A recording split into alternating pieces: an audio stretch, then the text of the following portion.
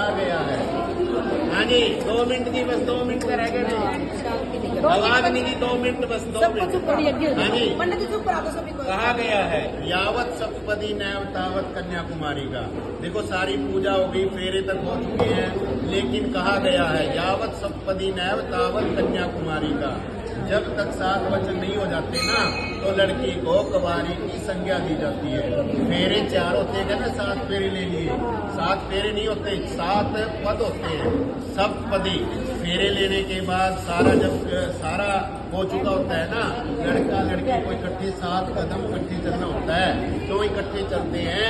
भाई हमारे घर में धन की कमी न रहे, वंश में वृद्धि हो, सभी चीजों की कामना हो, उसके निमित्त 7 कदम लिए जाते हैं। लेकिन 7 सप्तपदी 7 वचन होते हैं। लड़की कहती है भाई मैंने अब तक का सारा जीवन अपने पिता के घर में व्यतीत किया है, बिल्कुल ऐशो आराम में व्यतीत किया है। मेरे कुछ वचन अगर आपको स्वीकार हो तो मैं आपके बामंग आती हूँ, आपकी पत्नी बनना स्वीकार करती हूँ। फेरे 4 होते हैं। 4 फेरे कौन कौन से हैं? धर्म, अर्थ, काम, मोक्ष। 7 फेरे नहीं होते, 7 वचन होते हैं। ठीक है जी। फेरे धर्म, अर्थ, काम, मोक्ष, ये 4 फेरे हैं। लड़की 3 फेरों में आगे रहती है। लड़की कहती है आप कोई धार्मिक कार्य करोगे तो मैं पीछे नहीं हटूंगी, आपसे आगे चलूंगी। अर्थ, आप कमा के लाओगे, मैं उसका सदुपयोग करूंगी, अच्छी जगह उसको खर्च करूंगी। धर्म, अर्थ, काम, हम दोनों मिलकर अपने वंश को आगे बढ़ाएंगे। 3 फेरों में लड़की आगे होती है, लेकिन चौथे फेरे में लड़का आगे हो जाता है। क्यों हो जाता है? जो चौथा फेरा होता है वो मोक्ष का होता है। अगर औरत को कोई मोक्ष दिलवा सकता है तो उसका पति ही इसको मोक्ष दिलवा सकता है। लड़की कहती है भाई मेरे को अगर मोक्ष दिलवा सकते हो तो आप भी दिलवा सकते हो। चौथे फेरे में लड़की उनको आगे कर देती है। तो लड़की कहा गया है औरत को किसी के पैर नहीं छूने चाहिए, क्योंकि किसी को गुरु नहीं बनाना चाहिए। उसका जो असली गुरु होता है ना, उसका पति ही उसका असली गुरु होता है। चौथे फेरे में लड़की आगे हो जाती है मोक्ष वाले में। और 7 वचन कौन से हैं? पहले लड़की कहती है भाई मेरे 7 वचन आपको स्वीकार हो तो मैं आपको बामंग लेती हूँ। पहला है दानम कुरियात मम सम्मति गिनात। लड़की कहती है आप आज के बाद आप कोई दान पुण्य करोगे, कोई भी धार्मिक कार्य में कोई दान पुण्य करोगे, पैसे दोगे, तो मैं आपको ये नहीं बोलूंगी आप कम दे दो। क्या आप 10 रुपए दे रहे हैं तो मैं 12 रुपए, 15, 20 रुपए के लिए बोल दूं, मैं आपको मना नहीं करूंगी। लेकिन दान क्या होता है? जो अपने परिवार के गुजारे के बाद जो पैसा बचता है उसमें से दान किया जाता है। भी उसमें आपने मेरी सम्मति लेनी पड़ेगी, मेरे को पता होना चाहिए आप क्या दान कर रहे हो। दूसरा क्या है? यज्ञम कुर्यात मम सम्मति गिनात। आज के बाद आप कोई यज्ञ पूजा पाठ करते हो, उसमें भी मेरी सम्मति लेनी पड़ेगी। क्यों लेनी पड़ेगी? क्या पता आपके मन में आ जाए भी मैं पाठ करवाऊं।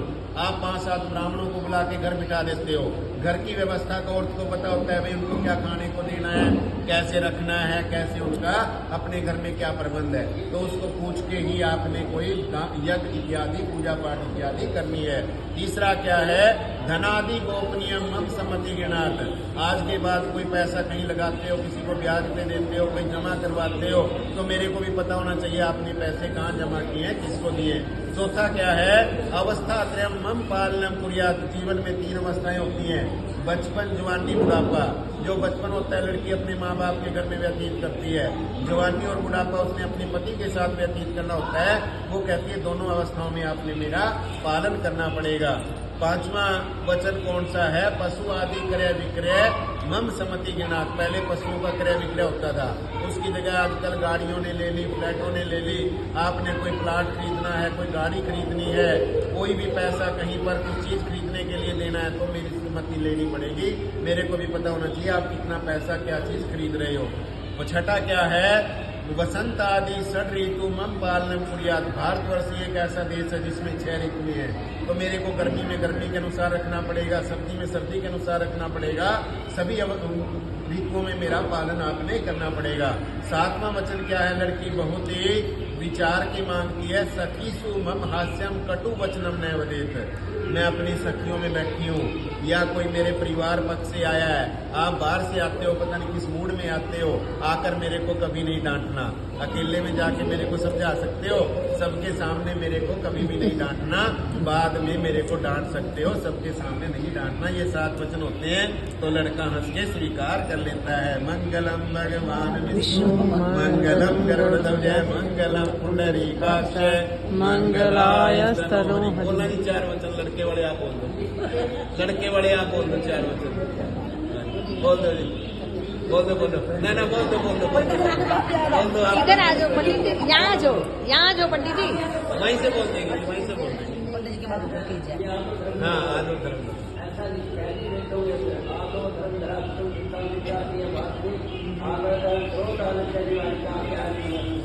लड़का कहता है देखिए आपने 8 वचन मांगे थे, मैंने आपको 7 के साथ दे दिए, फिर मैं आपके साथ वचन निभाऊंगा जैसे आपको, क्योंकि आजकल मेरी इतना राज है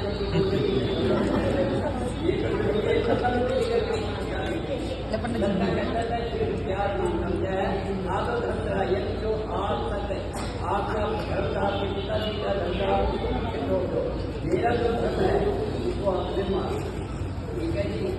दूसरा कहते हैं आदो धर्म का मुद्दा, आप एक बड़े परिवार से आई हैं, आज मेरे दाई हैं, आपको भाई के रूप में मेरा छोटा भाई मिलेगा और आपको बैठ के रूप में मेरे बैठ के कहते हैं, और मेरे माता पिता सब बूढ़े हो चुके हैं, वो मिलेंगे उनकी सेवा करने के लिए। जो माता पिता की सेवा करता है उसको मंगल स्नान करने की इसलिए आपने मेरे माता पिता की सेवा करनी। आपको क्रोध आलस्य निवारी का क्रोध और आलस्य को छोड़कर हमारे परिवार की सेवा करने, क्योंकि आजकल बैठे सारे रहते हैं और कहते पूरा बैठते नहीं मेरा लड़की कहती है ठीक है जी मैं इसको मानती हूँ। लड़का के मन में लाता प्यार में प्यार हो क्या चौथा भाई बिना पूछे माता पिता के घर नहीं जाना। ऐसा है कि आपने माता पिता है नहीं भाई।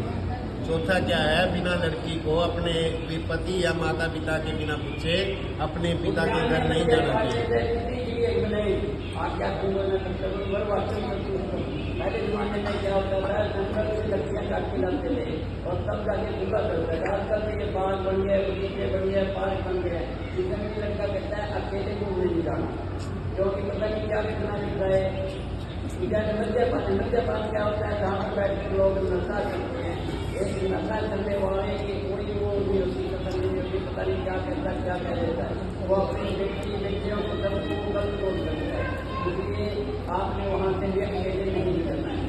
आप पूजा विद्या वाले अपने और पिता के घर के अंदर भी आपको भी अकेले नहीं जाना। क्यों? एक बार सती माता ने जो आज्ञा के बिना अपने पिता दक्ष के घर में चली गई थी और वहाँ पर उसने अपने प्राण दुआ कर उसकी वो करी थी। इसलिए पिता के घर में बिना पति की आज्ञा के नहीं जाना चाहिए। और उसके अलावा भी लड़का कहता है कि मैं जो आपको दूंगा वही आपने अपनाना है। और भगवान की जय। लड़की भी ये वचन हंस के स्वीकार कर लेती है, भी मैं भी आपकी आज्ञा का पालन करूंगी। बोलिए विष्णु भगवान की जय। भगवान विष्णु मंगलम गरुड़ध्वज मंगलम पुंडरीकाक्ष मंगलायस्तनो हरि। ओम मंगलम भगवान विष्णु मंगलम गरुड़ध्वज मंगलम पुंडरीकाक्ष मंगलायस्तनो हरि। सर्वमंगल मांगल्ये। अब ना आपने एक दूसरे की तरफ चेहरा देख के जी, पीठ नहीं दिखानी, साथ लो ये भी पकड़ दो। हाँ आप दोनों ने ना एक दूसरे की तरफ देखते हुए अपनी जगह चेंज करना। हाँ जी, एक दूसरे का मुंह देखते हुए खड़े हो लगे आप, नहीं खड़े हो आप, खड़े हो, उठाओ एक बार, उठाओ। हाँ आप चेंज करो, ऐसे आप इधर आओ, हाँ आप इधर आओ, आप इधर जाओ, ऐसे पीठ नहीं दिखानी बात। मंगलम अब मंगलम भगवान विष्णु मंगलम गरुड़ध्वज मंगलम पुंडरीकाक्ष मंगलायस्तनो हरि। थोड़ी सी मांग पर दो जी। ओम सर्वमंगल शालिग्राम जी के लगा के तुलसी के लगा हाथ बस टच करके शालिग्राम देंगे और तुलसी की मान पर 2-3 बार। ओम मंगलम भगवान विष्णु मंगलम गरुड़ध्वज मंगलम पुंडरीकाक्ष मंगलाय स्तनो हरि। आई सभी तारीफ जा देंगे। मंगलम गरुड़ध्वज मंगलम पुंडरीकाक्ष मंगलाय स्तनो हरि। एक बार आशीर्वाद दे दो जी दोनों को। हाँ, दोनों को आशीर्वाद दे दो।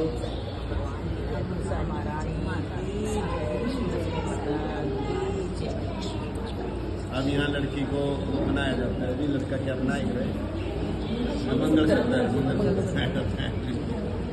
बोलिए श्री विष्णु भगवान की